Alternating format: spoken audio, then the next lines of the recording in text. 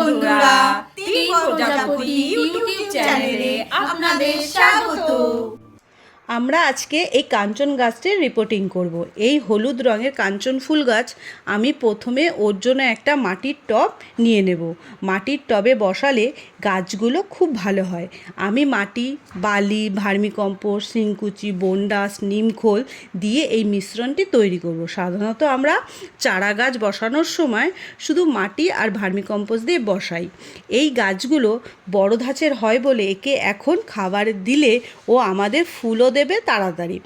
আমি মাটির নিচে কিছুটা খোলামখুচি শুকিয়ে রাখা পেঁয়াজের খোসা দিয়ে ড্রেনেজ সিস্টেমটা করে নিলাম।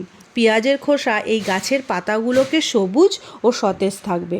তারপর মিশ্রণটা দিয়ে টবটা কিছুটা ভর্তি করে গাছটির শিকড়টা ঠিক রেখে টবের ঠিক মাঝ বরাবর বসিয়ে আবার মিশ্রণটা দিয়ে দেব। আমি টবে বেশ কিছুটা ফাঁকা রাখলাম। জল দিতে দিতে যখন মাটিটা বেশ কিছুটা বসে যাবে তখন আবার কিছুটা মাটি দেব। তারপর ফাঙ্গিসাইড জল গুলে গাছটিকে 2-3 দিন সেমিসাইডে এরিয়ায় রেখে তারপরে ফুল সানলাইটে বসিয়ে দেব। এতক্ষণ আমাদের ভিডিওটা দেখার জন্য ধন্যবাদ।